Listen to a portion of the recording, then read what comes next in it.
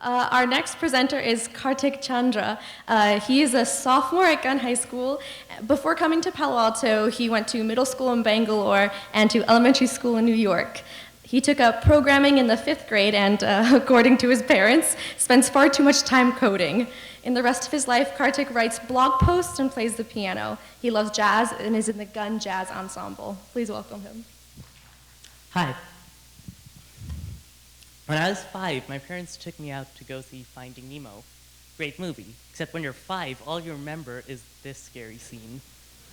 So, I didn't really go see any more movies until like 5th grade when I was 10. So, I went out with my best friend and we went to see Cloudy with a Chance of Meatballs. It's a beautiful movie. I mean, to me, it's not just a great story. Look at this picture. That guy's hair, I feel like I can go and touch his hair and I'll feel it and be able to comb it. Feel if I poke that huge mound of Jell-O, it's gonna wiggle and the reflections will all work right. And to me, this was beautiful. And so when you're a 5th grader, you ask, how does that work? And nobody tells you. So, since you're a 5th grader, you try to guess, well, how does it work? And since I'd been watching too much Nova and stuff, I heard about these things called photons. They're like golf balls, except really small. And so my guess was that what these movie-making people do is they have this computer simulate shooting golf balls. You know, like in Counter-Strike, you can shoot bullets. Here you shoot golf balls into the scene. And you see how they bounce, and you see how they bounce, and that tells you what it looks like. Okay, so when I was in 5th grade, I thought if I held my hand out in the sun, I'd collect photons and then I could like play with them. So don't take that too seriously. But I mean, I don't take it seriously either because that's asking a question, making a prediction, and testing it out. That's science. So I don't really care too much.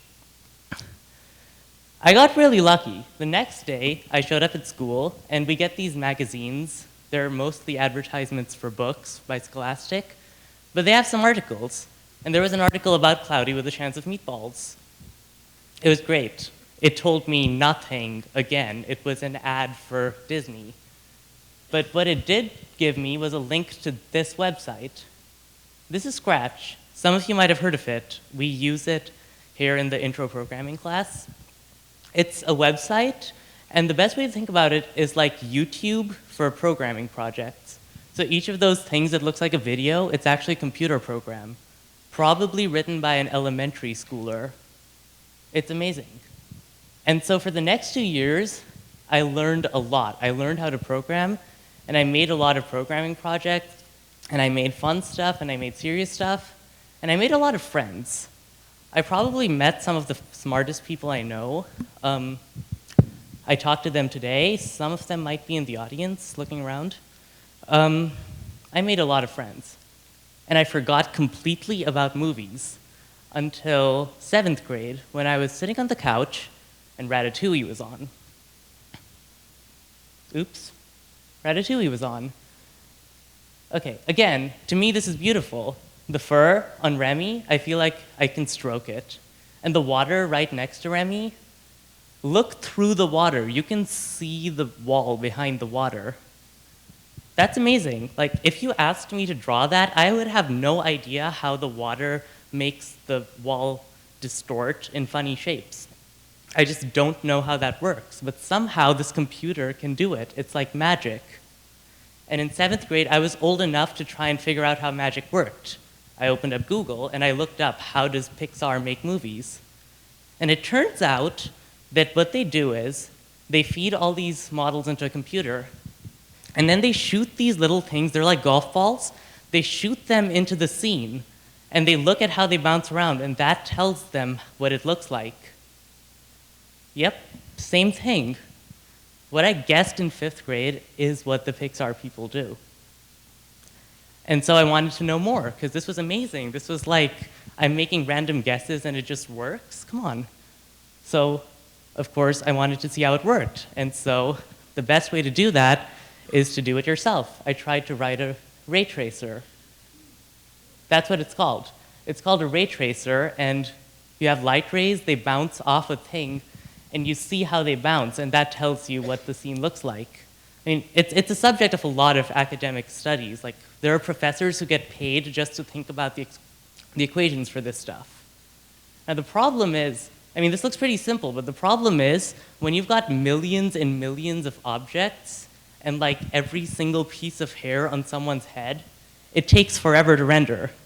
And so when they say computer-generated movie, what they really mean is supercomputer-generated movie. This is the computer that rendered Disney's Cars. Again, great movie.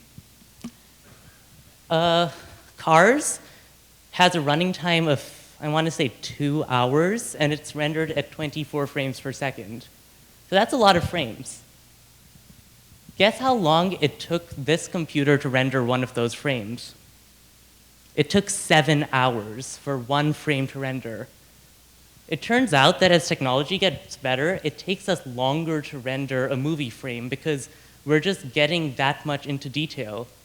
We're at the point where we actually simulate individual particles in water when we're trying to simulate a river. So I wrote a ray tracer. I'm really proud of this. This, like, if you wanted to sum up my 7th grade in one image, this would be that image.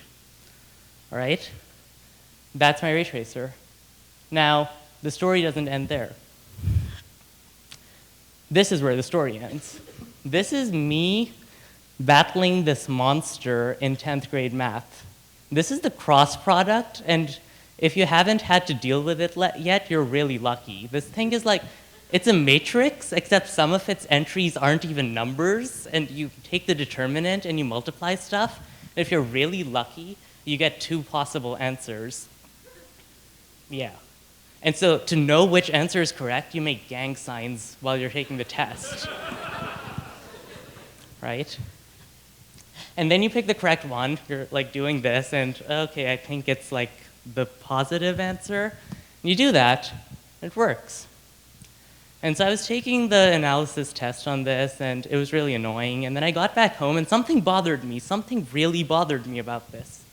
So I thought about it, and then it hit me. I got it. These lines of code are from my ray tracer, like not changed at all. That's the cross product. I don't know how I got this. I got this in 7th grade somehow. I was like messing with paper and pencil and variables and lots of algebra, but somehow I got this, and it works. And suddenly it all made sense to me. The cross product, the dot product, all the stuff we're studying in math, you're gonna use it someday, and it's gonna be used in places where it makes sense. You know how there are 2 answers? That's because the cross product, it's the vector that points away from this.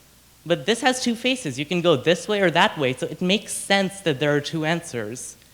And mathematicians decided that this one's going to be the correct one. My code picks this one. So I guess what I really want to say with this is that you don't need to go take a course in engineering or fluid dynamics or computer science. You don't. Some of my, like the smartest computer programmers I know haven't taken a single computer science class. Every single one of you, like I'm looking around in the audience, and every single one of you, even my 5-year-old sister there, you're all capable of making something amazing with what you know and what you have the ability to learn with the internet and with all the great teachers and smart people around you. So, you know, go out, make something. Don't get stuck up about which courses you're going to take or whether you're getting an A in math or not, because that doesn't matter. What matters is what you're using it for. Thank you.